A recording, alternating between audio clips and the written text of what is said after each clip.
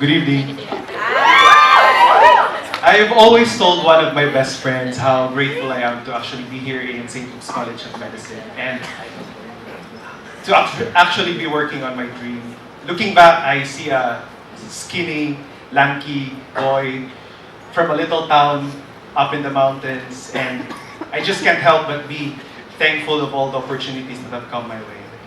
And upon reflection, I've realized that when all things are equal, or at least similar, maybe it's the opportunities that set us apart from one another. And so, the title of my first poem is Opportunity. You were pampered from the day you were born, given the comfort that I could only long for.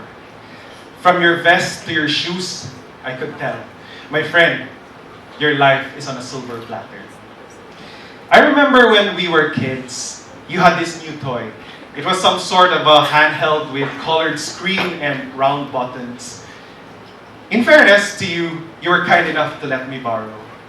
And I had so much fun that I came home to my mom and asking her to buy me one too. But my mom said that we couldn't afford it, that we have more important things to spend money for. So I cried, "Mom, why?" I said, sobbing on the floor. I haggled her. "I'll do the dishes and I clean the floor. Just buy me that toy, Mommy," I implored. What she told me next left a mark. She said, "Son, when the odds are not in your favor, sometimes hard work is not enough." Of course, I didn't understand. I didn't care about what she said. In fact, I didn't understand the words she uttered. But life has a way of unfolding things, so that soon I had to look back to the wisdom she has shared. You see, we're all grown-ups now, and you're up on your career. You say you're a self-made man, that you did not need anybody's help, that everything you have is by your own hand. So, you belittle people whom you think have none. You say that they deserve to be stuck in the daily rut that they dread, that the homeless and the beggars in the street are nothing but a bunch of lazy bastards. You say that they can't be like you because you are special, that they need to work harder, and that they need to roll their sleeves up higher.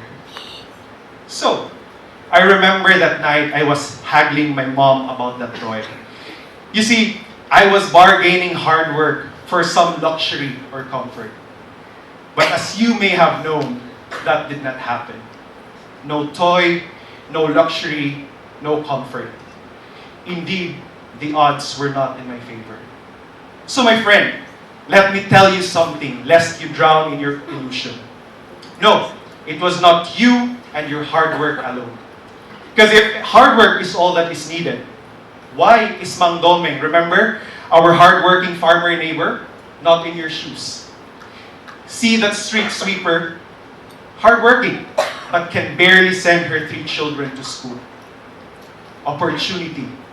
This, my friend, is what sets you different from the people you call nada, nothing, zero. You see, hard work is the paddle, but opportunity is the boat. But not everyone is given the chance to keep afloat. Chance to channel their hard work, share their talent, and be part of the mainstream. So next time you look down on people and say they don't work hard enough, try to consider, do they have the boats to keep up? And if you are in the position to make one for them, go on, my friend. It's time to make the odds in their favor.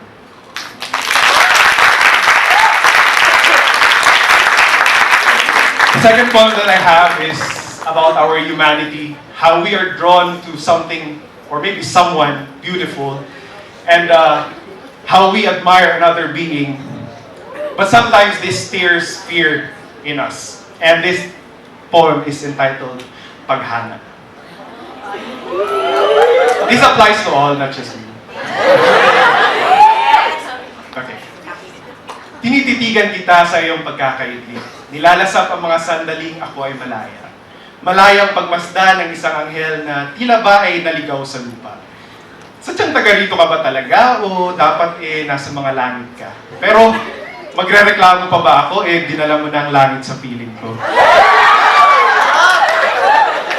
Para kang isang lili sa gitna ng lawa. Beautiful, delicate, serene, kung sa Ingles, ika nga. Sa bawat paghampas ng buhok mo, kahit di mo sadya, dinaig mo ang Diyos ang siya, Diyos ko, nakakapanghina. Ang sarap mong titigan buong maghapon, yung tipong nakatunganga ka lang at di alintana ang pagod o gutom. Basta ba't naaninag ang iyong kagandahan, okay lang, fights, just go on and on. Gaya ng isang bulaklak, gusto kitang pitasin. Alam mo yung tipong, akin ka lang, hands off kayo, give up the grass, or anumang salawi kayo. Pero gaya ng isang bulaklak na pinitas at ipinagkait, ikaw ay masisira rin. At ayaw kong mangyari yon dahil mahalaga ka sa akin. Kaya hahayaan na lang kita sa lawa ng iyong karikitan. Paugoy-ugoy sa sayaw ng mga alon na humahanga din sa iyong kagandahan.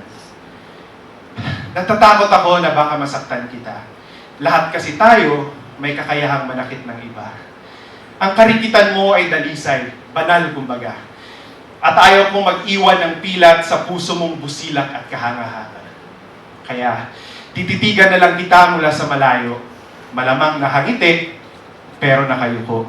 Hanggang dito na lang siguro ang paghanga ko sa tago. Pero teka, napagtanto ko. Bakit ako puro takot? Nasaan ang tapang ko? Baka sa likod ng pag-alinlangan ay may kaligayahan sa dulo. Sige, ikaw ang lili at ako ang alon mo. At sasayaw tayo sa kumpas ng pagmamahal hanggang dulo.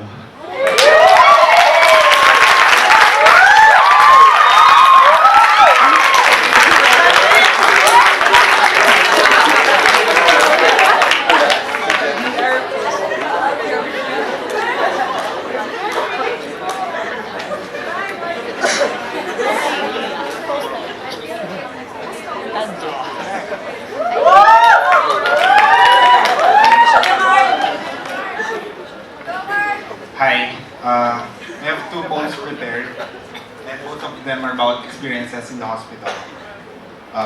Because I think that the hospital is the place where you realize that despite the pain and suffering, there will always be good people in the world.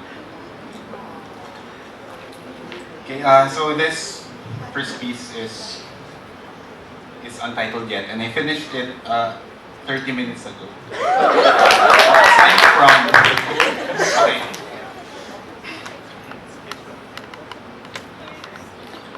When I was younger, I used to wake up in the middle of the night, the jingle of keys, door creaks, light cracks, shoes creak against the floor mat. Then the buzzing of the fluorescent bulb blinking on.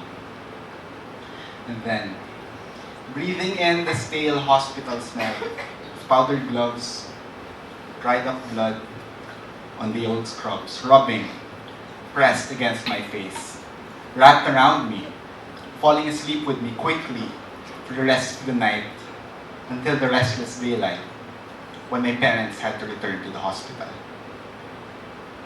And all that was left, every time they left, was the scent of their absence.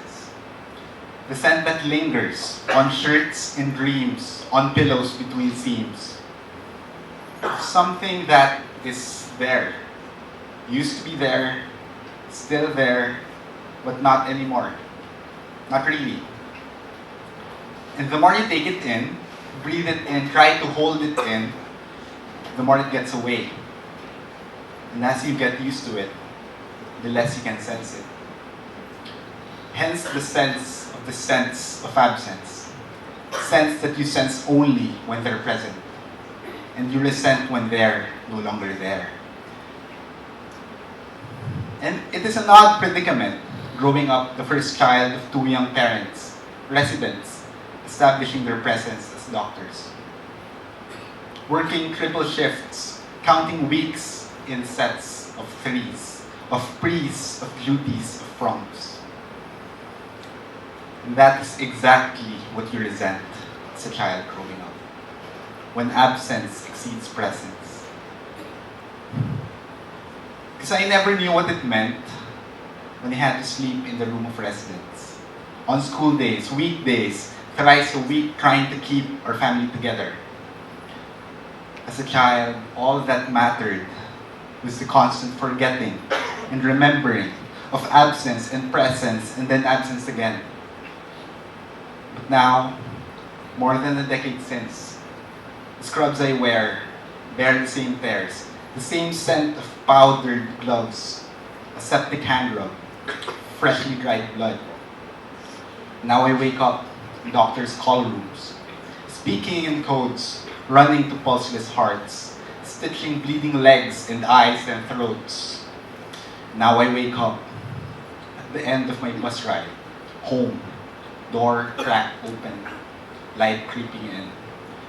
To my younger brothers and sister who tell me it's always a surprise to see me. Please let's play Wii and Dungeons and Dragons and teach them algebra, the parts of the eye and the lives and deaths of Philippine heroes, and tell them why I finally decided to take up medicine. And at this moment, I breathe in and linger between the presence and the absence, still trying to make sense of the sense at home and the lingering sounds at the back of my mind, of monitors beeping, of life passing by, of future plans with friends and families and lovers. And maybe someday, I'll find out what I could do.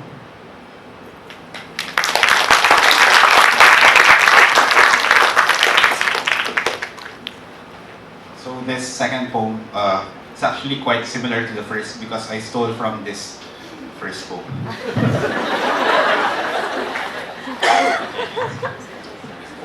It's entitled Lines.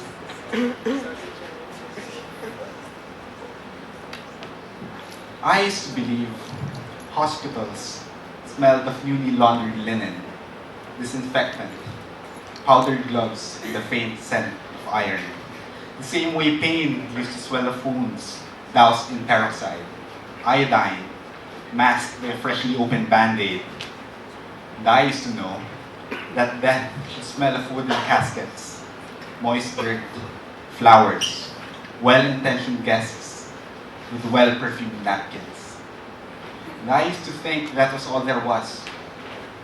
But at this moment, the hospital smells like a face mask, damp with my own stale breath. And here I find myself, running between closed doors and beating hearts towards an open door with a pulseless heart. And here, right now, the lines are laid out between me and death, touched to lungs, veins, and a motionless throat. And at this very moment, death smells like milk, pouring out of clogged tubes, spilling over breathless lips and voiceless tongues, seeping through hospital gowns, staining gloved hands, and now, death feels like cracked ribs, numb arms, aching muscles, drops of sweat in a hospital bed, trembling, rattling, jagged lines along rhythmic beats of a monitor, puffs of air from an artificial airbag.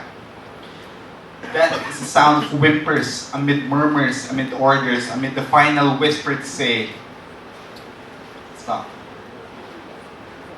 And air ceases to pump, jagged lines go flat. Hush envelops the crowded room, resounding with a droll, monotonous beat. And here, right now, I tear off my mask, breathe in a bitter taste at the back of my throat. And at this moment, I smell nothing.